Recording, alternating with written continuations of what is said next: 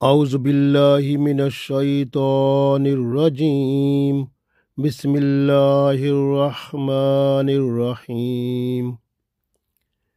فی الدنیا والآخرہ وَيَسْأَلُونَكَ عَنِ الْيَتَامَى قُلْ إِصْلَاحٌ لَهُمْ خَيْرٌ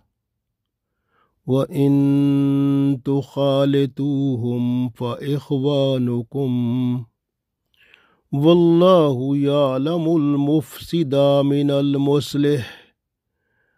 وَلَوْ شَاءَ اللَّهُ لَأَعْنَتَكُمْ إِنَّ اللَّهَ عَزِيزٌ حَكِيمٌ۔ عزیز دوستو، السلام علیکم ورحمۃ اللہ وبرکاتہ۔ سورہ بقرہ آیت نمبر 220 تلاوت کی ہے۔ اس میں اللہ تعالیٰ نے یتیموں کی پاسداری میں اپنا حکم عطا فرمایا ہے کہ ان کے مال کے ساتھ آپ اپنا مال ملا سکتے ہو، کیونکہ جب سورہ نساء اور سورہ بنی اسرائیل میں اللہ کا حکم آیا تھا تو اس وقت مسلمانوں نے یتیموں کے مال جدا کر دیے، ان کا کھانا پینا علیحدہ کر دیا۔ یہ صورت پیش آئی کہ جو کھانا یتیم کے لیے پکایا جاتا تھا اگر وہ بچ رہتا تھا تو اسے کوئی نہ کھاتا تھا، وہ خراب اور ضائع ہو جاتا تھا۔ اس طرح یتیموں کا نقصان ہو جاتا تھا۔ اس طرح کی صورتحال کو دیکھ کر عبداللہ بن رواحہ رضی اللہ تعالیٰ عنہ نے رسول اللہ صلی اللہ علیہ وسلم کی خدمت میں حاضر ہو کر عرض کیا کہ یا رسول اللہ صلی اللہ علیہ وسلم، اگر ہم یتیموں کے مال کی حفاظت کی نظر سے اگر یتیم کا کھانا اور اس کے سرپرست کے کھانوں سے اگر ملا لیں تو کیا یہ ٹھیک ہوگا یا نہیں؟ حکم فرمائے۔ تب جبرائیل علیہ السلام تشریف لائے اور یہ آیت جو ہے تلاوت فرمائی تو اللہ تعالیٰ نے ارشاد فرمایا فی الدنیا والآخرہ، دنیا اور آخرت جو ہے اس کے لیے بہتر ہے۔ کیا فرمایا؟ وَيَسْأَلُونَكَ، کہ لوگ آپ سے پوچھتے ہیں، آپ صلی اللہ علیہ وسلم سے، عن الیتامى، یتیموں کے بارے میں، قل، فرما دیں، اصلاح لہم، کہ اصلاح لہم خیر، کہ ان کی بھلائی اور خیر خواہی بہتر ہے، یعنی کن کی؟ یتیموں کی۔ اصلاح لہم خیر، کہ ان یتیموں کی بھلائی اور خیر خواہی بہتر ہے۔ وَإِن، اور اگر، تُخَالِطُوهُمْ، اور اگر ان کا خرچ ملا لو اپنے ساتھ، وَإِخْوَانُكُمْ، تو وہ تمہارے بھائی ہیں، وَاللَّهُ يَعْلَمُ، اور اللہ تعالیٰ جانتا ہے، یعلم المفسد، اس کو بھی جو فسادی ہے، من المصلح، اور اس کو بھی جو اصلاح و خیر خواہی کرنے والے ہیں ان کو بھی جانتا ہے۔ وَلَوْ شَاءَ اللَّهُ، اور اگر چاہتا اللہ، لَأَعْنَتَكُمْ، تو تمہیں مشقت میں نہ ڈالتا۔ ان اللہ عزیز حکیم، بے شک اللہ تعالیٰ زبردست حکمت والا ہے۔ تو گویا اس آیت میں اللہ تعالیٰ نے یتیموں کے بارے میں ارشاد فرمایا کہ آپ صلی اللہ علیہ وسلم سے لوگ آ کر پوچھتے ہیں یتیموں کے بارے میں، تو آپ ان کو بتا دیں کہ ان کی بھلائی اور خیر خواہی جو ہے وہ بہتر ہے۔ اگر آپ اپنا اور ان کا خرچ ملا لو تو وہ تمہارے بھائی ہیں۔ اللہ فرماتا ہے کہ اللہ تعالیٰ خود بخوبی جانتا ہے کہ فساد کرنے والا کون ہے اور اصلاح کرنے والا کون ہے۔ تو اگر اللہ چاہتا تو آپ کو مشقت میں نہ ڈالتا، لیکن اللہ تعالیٰ نے یہ جو حکم فرمایا ہے تو اس میں یتیموں کا بھلا ہے، اس لیے اللہ تعالیٰ نے فرمایا کہ اللہ زبردست حکمت والا ہے، جو اس کی باتیں ہیں وہ بہت حکمت سے بھرپور ہیں، آپ اس پر عمل کر کے دنیا اور آخرت کی فی الدنیا والآخرہ، دنیا اور آخرت کی بھلائی حاصل کر سکتے ہیں۔ غور کریں تو سورہ نساء کی آیت نمبر 10 میں اللہ تعالیٰ نے ارشاد فرمایا تھا کہ ان الذین یاکلون اموال الیتامی ظلما، کہ وہ لوگ جو بے شک یتیموں کا مال ناحق کھا جاتے ہیں ظلم سے، انما یاکلون فی بطونہم نارا، تو وہ اپنے پیٹ میں نری آگ ہی بھرتے ہیں، وَسَيَصْلَوْنَ سَعِيرًا، تو وہ آگ میں جانے والے ہیں۔ یہ سورہ نساء کی آیت نمبر 10 میں ارشاد فرمایا تھا کہ یتیموں کا مال کھانے والے جو ناحق یتیموں کا مال کھاتے ہیں وہ اپنے پیٹ میں آگ ہی بھرتے ہیں اور پھر جائیں گے بھی آگ میں۔ تو اس لیے یہ جو ہے مسلمان بہت یتیموں کے بارے میں محتاط ہو گئے تھے۔ بنی اسرائیل کی آیت نمبر 34 میں بھی ارشاد فرمایا تھا اللہ تعالیٰ نے کہ وَلَا تَقْرَبُوا مَالَ الْيَتِيمِ، کہ آپ یتیم کے مال کے قریب نہ جاؤ، إِلَّا بِالَّتِي هِيَ أَحْسَنُ، مگر آسن طریقے سے، یعنی آسن طریقے سے یتیم کے مال کے پاس جاؤ۔ فی الدنیا والآخرہ کا مطلب یہی ہے کہ اپنی دنیا اور آخرت کو بہتر بنا لو۔ الدنیا مزرعۃ الآخرہ، کیونکہ دنیا آخرت کی کھیتی ہے۔ جس طرح شراب کا پینا حرام ہے، جوا کھیلنا حرام ہے، بے حیائی فحاشی حرام ہے، اسی طرح یتیم کے مال کو ناجائز طریقے سے استعمال کرنا حرام ہے۔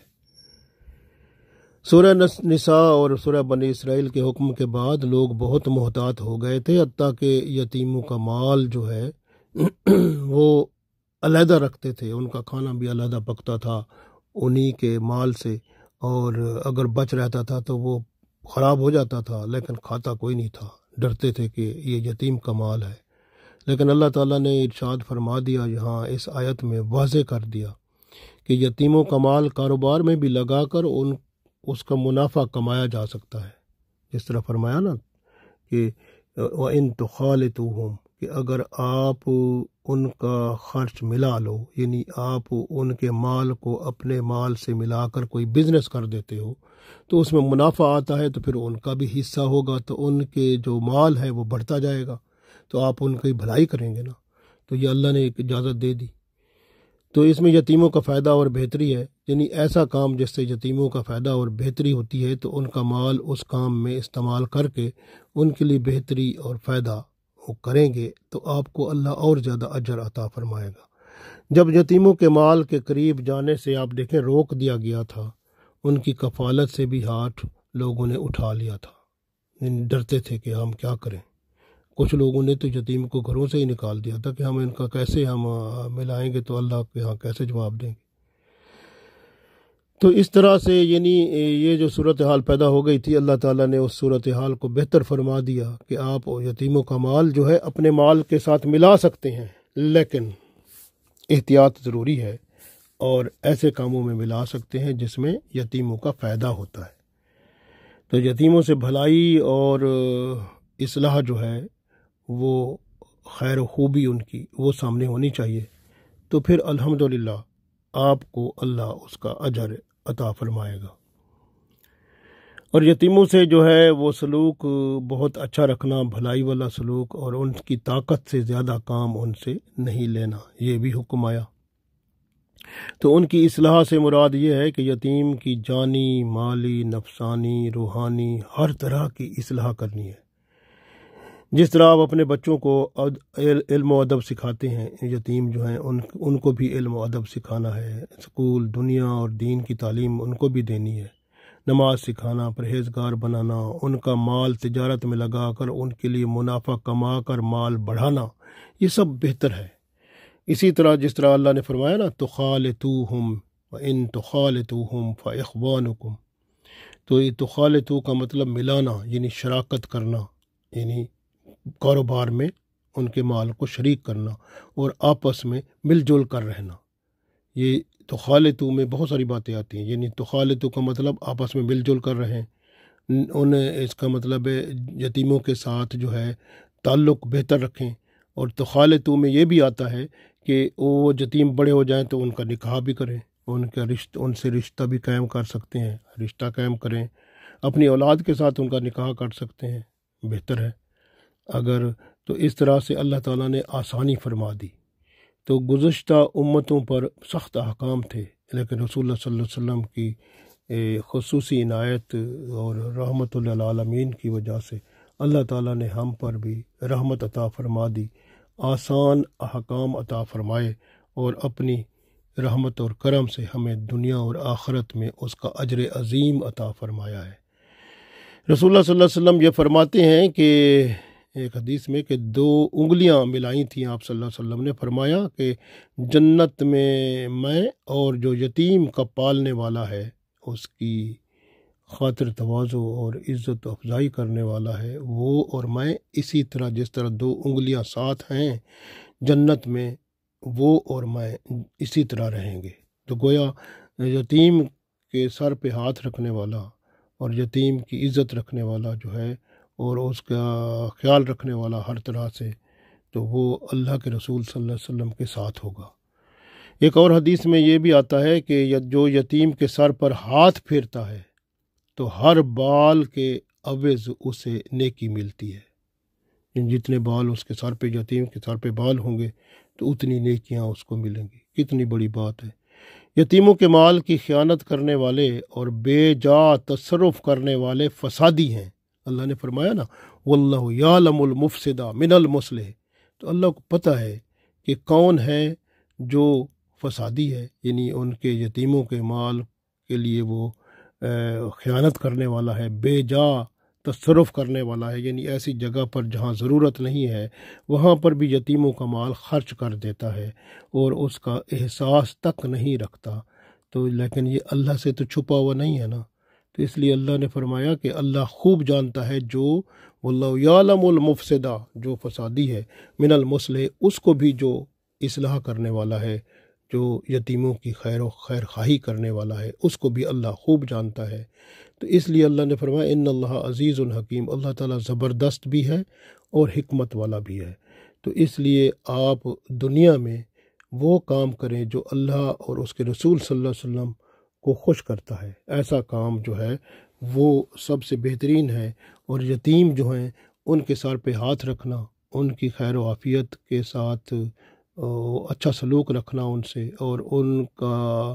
ان کی جسمانی، روحانی، قلبی، ہر طرح کی ان کی ضروریات کو پوری کرنا، اور دنیا اور آخرت کی، دنیا اور دین کی تعلیم دینا، اور ان کو اچھا روزگار کے لیے اس قابل کر دینا کہ وہ دنیا میں بھی اچھا روزگار کما سکیں، اور اگر ان کی پراپرٹی ہے، پیسہ ہے ان کے، تو اس کو اچھے کاموں میں لگانا تاکہ وہاں پر کوئی بزنس ہے تو اس میں لگ کے ان کے پاس زیادہ ان کا پیسہ بن جائے، تاکہ جب وہ بڑے بالغ ہو جائیں تو ان کو آپ دیں تو وہ اس سے کوئی کاروبار کر سکیں، اور دنیا اور آخرت ان کی بہتر ہو جائے اور رزق حلال ان کو ملے، اور اس طرح سے۔ اور اگر وہ یتیم جو ہیں ان کے لیے حکم یہ بھی آیا کہ وَإِن تُخَالِطُهُمْ، تخالط کا مطلب ہوتا ہے کہ مل جل کے رہیں، ان کے مال کو شراکت کریں، ان کے اگر بڑے ہو جائیں تو نکاح بھی ان کا اپنے بچوں کے ساتھ کر دیں، یا آپ ان کے لیے نکاح کے لیے اچھے انتظام فرمائیں۔ فَإِخْوَانُكُمْ، اللہ فرماتا ہے وہ بھی آپ کے بھائی ہیں، یعنی بھائی، تو اس وجہ سے ان کے ساتھ اچھا سلوک کریں اور دنیا اور آخرت میں اس کا صلہ پائیں۔ اللہ تعالی ہم سب کو دنیا و آخرت میں بہتر اجر عطا فرمائے، آمین۔